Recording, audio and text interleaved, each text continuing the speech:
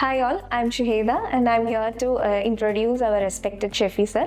Shefi sir quantity surveying field 20+ year of experience ആണുള്ളത്. സാറിനോട് നമുക്കിന്ന് കുറച്ച് ക്വസ്റ്റ്യൻസ് ഡിസ്കസ് ചെയ്യാം.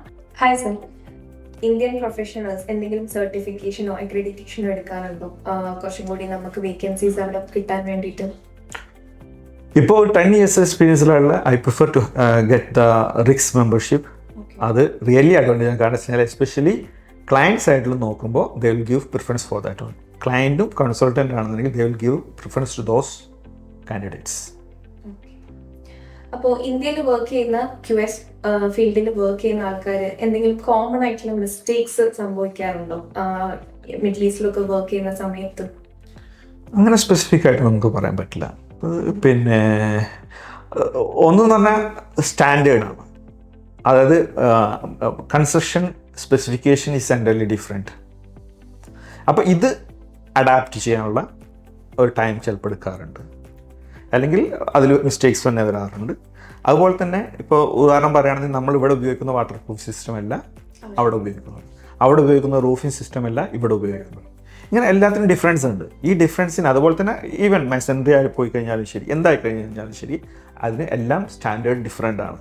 ഈ ചേഞ്ച് ഇൻ ദ സ്റ്റാൻഡേർഡ് മാത്രമേ ഒരു ബിഗസ്റ്റ് ചലഞ്ചായിട്ട് അല്ലെങ്കിൽ നമുക്ക് വരാവുന്ന മിസ്റ്റേക്ക് ആയിട്ട് എനിക്ക് തോന്നിയിട്ടുള്ളൂ. നമ്മുടെ ലാംഗ്വേജ് എത്രത്തോളം ഇമ്പോർട്ടൻ്റ് ആണ്? അവിടെ പോകുമ്പോൾ മിഡിൽ ഈസ്റ്റിലേക്കൊക്കെ പോകുമ്പോൾ അറബി അറിഞ്ഞിരിക്കണം, അങ്ങനെയുള്ള കാര്യങ്ങളൊക്കെ എത്രത്തോളം എഫക്റ്റ് ചെയ്യുന്നുണ്ട്? Almost 99% contracts are in English. അതുകൊണ്ട് തന്നെ ഇംഗ്ലീഷിനായിരിക്കും ഫസ്റ്റ് പ്രിഫറൻസ് വരുന്നത്. Even letter drafting, even Saudi Arabia also last time in 2013 അവിടെ ഉള്ളപ്പോൾ ചില അഗ്രിമെൻറ്റ്സ് എല്ലാം അറബിക്കിലുണ്ടായിരുന്നത്. അങ്ങനെയുള്ള കേസുകളിലാണ് അത് ലാംഗ്വേജ് ഒരു കൺസ്ട്രെയിൻ ആയിട്ട് വരുന്നുള്ളൂ. ഇപ്പോൾ especially Gulf regions entirely open മൈൻഡഡാണ്. അതുപോലെ തന്നെ ലാംഗ്വേജിന് അത്ര വലിയ ഇത് വരുന്നില്ല. അതേസമയം ചില സ്പെസിഫിക് റോളുകളാണെന്നുണ്ടെങ്കിൽ അറബിക്കിന് പ്രിഫറൻസ് ചോദിക്കാറുണ്ട്. അതേസമയം അതൊരു മാൻഡേറ്ററി ആയിട്ട് നമുക്ക് ഡിഫൈൻ ചെയ്യാൻ പറ്റില്ല. മൈഗ്രേറ്റ് ചെയ്യുമ്പോൾ നമ്മൾ അങ്ങോട്ടേക്ക് ജോബിന് വേണ്ടി പോകുന്ന സമയത്ത് അവിടുത്തെ ഹൗസിംഗ്, ഹെൽത്ത് കെയർ, അമ്യൂണിറ്റീസ് അതൊക്കെ എങ്ങനെയാണ് ഉണ്ടാവുക? ഹൗസിംഗ് എന്നുള്ളത് completely depends upon each person. അതായത് നമുക്ക് ലോ റേഞ്ചിലുള്ളതും കിട്ടും, ഹൈ റേഞ്ചിലുള്ളതും കിട്ടും. ഓക്കെ, അത് ഇപ്പോൾ നമ്മൾ ഇവിടുത്തെ സ്റ്റാൻഡേർഡ് വെച്ചിട്ട് നമുക്കതിനെ അളക്കാൻ പറ്റില്ല. അത് പിന്നെ എൻ്റയർലി ഡിഫറെൻറ്റ് സ്റ്റാൻഡേർഡാണ് അവിടുത്തുള്ളത്. അപ്പോൾ നിങ്ങളിപ്പോൾ ഒരു സിംഗിൾ കപ്പിൾ അല്ലെങ്കിൽ ഇതൊക്കെ ഒരു 1 bedroom ഒക്കെ ആണെന്നുണ്ടെങ്കിൽ നിങ്ങൾക്ക് ദുബായിൽ ഇപ്പോൾ അപ്രോക്സിമേറ്റ്ലി 40,000 per year നിങ്ങൾക്ക് കിട്ടും. അത് പിന്നെ 2 bedroom ആകുമ്പോൾ അതിനനുസരിച്ച് കൂടിക്കൊണ്ടേയിരിക്കും. ചില ഏരിയാസിൽ അതിനേക്കാളും കുറച്ച് കുറഞ്ഞിട്ടും ചില അതിൽ അതിനായിട്ട് കൂടിയിട്ടുണ്ടാവും. ഓക്കെ, ഇതൊരു ആവറേജ് ലെവലിലാണ് ഞാൻ പറയുന്നത്. ഇൻ 2005-6 ആ സമയത്ത് ഞാനവിടെ ഉണ്ടായിരുന്നപ്പോൾ I was paying for a studio 30,000, അതായത് 2,500 per month. അത് അതിൻ്റെ റെൻറ്റിന് മാത്രമായിട്ടായിരുന്നു. ഓക്കെ, പിന്നെ ഹെൽത്ത് കെയർ എന്നുള്ളത് almost it will be covered by the company itself. അതായത് ഇൻഷുറൻസ് കവറേജ് ഉണ്ടായിരിക്കും. ഇൻഷുറൻസ് അതിന് തന്നെ ഡിഫറെൻറ്റ് ഗ്രേഡേഴ്സ് ഉണ്ടായിരിക്കും. കമ്പനീസ് ഡിപ്പെൻഡ്സ് ആയിട്ടുള്ള ഡിഫറെൻറ്റ് ഇതുണ്ടായിരിക്കും എന്നേ ഉള്ളൂ. പിന്നെ ഉള്ളത് അവിടുത്തെ മറ്റുള്ള ലൈഫ് സ്റ്റൈൽ എന്നുള്ളത് it is depends upon the person. നമുക്ക് എല്ലാ ടൈപ്പുള്ള ലൈഫ് സ്റ്റൈൽസും അവൈലബിൾ ആണ്.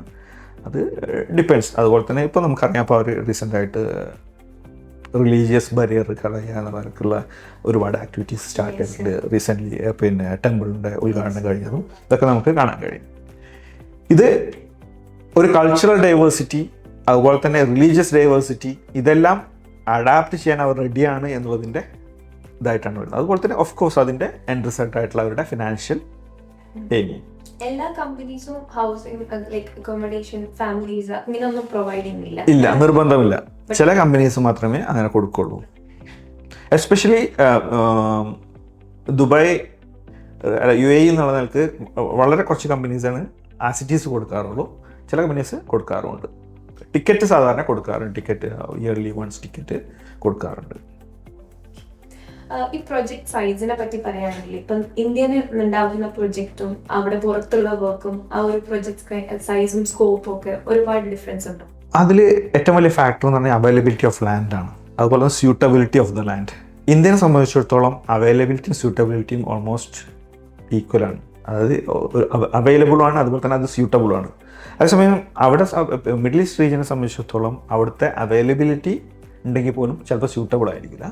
ഈ സ്യൂട്ടബിളായിട്ട് ആയിട്ടുണ്ടെങ്കിൽ അത് വേറെ എന്തെങ്കിലും കാരണം കൊണ്ട് അവൈലബിൾ ആയിരിക്കില്ല. അപ്പോൾ ഇത് ഒരു വലിയ ഫാക്ടറാണ്. അപ്പോൾ ഇതാണ് അവിടുത്തെ, അതായത് നമ്മൾ ഇവിടെ കാണുന്ന പ്രൊജക്റ്റ് നമ്മൾ ഇത്ര സെർട്ടൺ ഫ്ലോർ ആണെന്നുണ്ടെങ്കിൽ അവിടെ പോകുമ്പോൾ അതിൻ്റെ ഡബിളോ ട്രിപ്പിളോ ആവുന്നതിൻ്റെ കാരണം ഇതാണ്. കാരണം വെച്ചാൽ അവിടെ ലിമിറ്റഡ് സ്പേസിൻ്റെ ഉള്ളിൽ അവർ ഡെവലപ്പ് ചെയ്യാൻ നോക്കുന്നു. നമ്മൾ ഇനീഷ്യലി അവിടെ ജോയിൻ ചെയ്ത ഒരു QS വർക്ക് ചെയ്യുന്ന ആള് ഫേസ് ചെയ്യുന്ന ചാലഞ്ചസ് എന്തൊക്കെയായിരിക്കും ഡ്യൂറിങ് ഇനീഷ്യൽ ടൈം? ഒന്നെന്ന് പറഞ്ഞു കഴിഞ്ഞാൽ ആ കമ്പനിയെ കുറിച്ച് അറിയുക എന്നുള്ളതാണ് ഫസ്റ്റ്.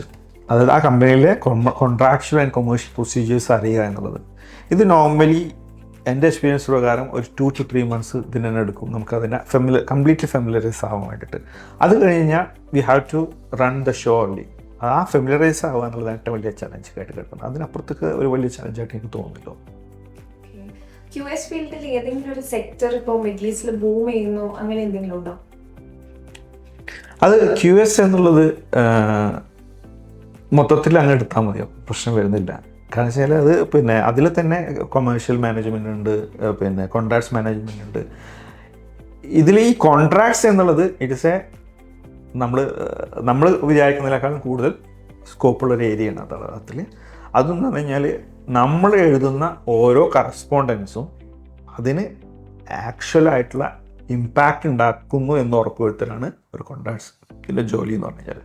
അതിൻ്റെ ഭാഗമായി കോൺട്രാക്ട്സിൻ്റെ ഭാഗമായിട്ടാണ് വരുന്നത് അതിൽ വരുന്ന അഭിപ്രായ വ്യത്യാസങ്ങൾ ഹാൻഡിൽ ചെയ്യുക എന്നുള്ളത്. അതിൽ വരുന്ന ഈ അഭിപ്രായ വ്യത്യാസങ്ങൾ എങ്ങനെ ഡീൽ ചെയ്യണമെന്നുള്ളത്, ഈ അഭിപ്രായ വ്യത്യാസങ്ങൾ വരുമ്പോൾ അതിൻ്റെ ലീഗൽ പ്രൊസീഡിങ്സ് എന്താണെന്നുള്ളത്.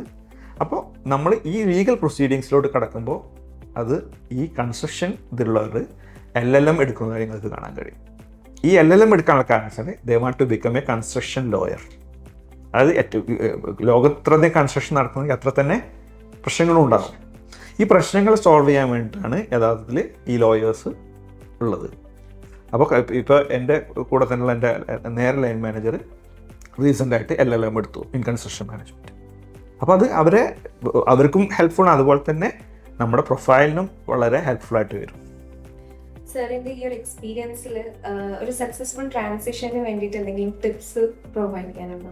അങ്ങനെ പ്രത്യേകിച്ച് ടിപ്സ് ഒന്നുമില്ല. കാരണം വെച്ചാൽ അത് നമ്മുടെ പിന്നെ ഓരോരുത്തരുടെയും കാലിബർ, അതുപോലെ തന്നെ റിസ്ക് എടുക്കാൻ തയ്യാറുണ്ടോ എന്നുള്ളത് വേറെ ക്വസ്റ്റ്യനാണ്.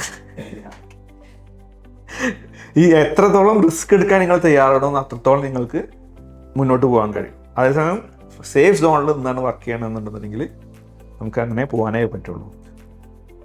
CBG എന്ത് സപ്പോർട്ടാണ് പ്രൊഫഷണൽസ് ട്രാൻസിഷൻ ആഗ്രഹിക്കുന്ന പ്രൊഫഷണൽസിന് പ്രൊവൈഡ് ചെയ്യുന്നത്?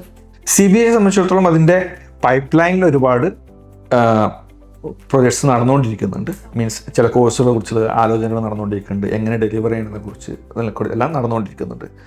അതിൽ പിന്നെ ഇതിൽ തന്നെ ഇപ്പോൾ നമ്മളിപ്പോൾ ഈ പറഞ്ഞ കോസ്റ്റ് മാനേജ്മെൻറ്റ് എന്നുള്ളത് അതിനെക്കുറിച്ച് മാത്രമായിട്ടുള്ളൊരു കോഴ്സ് ആലോചിച്ചുകൊണ്ടിരിക്കും. അല്ലെങ്കിൽ പിന്നെ നമ്മുടെ കോൺട്രാക്ട്സ് എന്നുള്ളത് അതിനെക്കുറിച്ച് മാത്രമായിട്ടൊരു കോഴ്സ്, അതും അതിനെക്കുറിച്ച് കൂടുതൽ ഡീറ്റെയിൽ ആയിട്ട് നമുക്ക് എങ്ങനെ അതിലോട്ട് ചെന്നിറങ്ങി അതിൻ്റെ എല്ലാത്തിലോട്ടും എത്തിപ്പെടാമെന്നതിനെ കുറിച്ചുള്ള കോഴ്സസും ഇതിൻ്റെ ഭാഗമായിട്ട് നടപ്പിലാക്കാൻ ഉദ്ദേശിക്കുന്നുണ്ട്. ഓക്കെ സർ, നല്ലൊരു ടൈമായിരുന്നു. ഇൻഫോർമേഷൻസ് ഒക്കെ വളരെ വാല്യുബിൾ ആയിരുന്നു. Thank you so much sir. Thank you.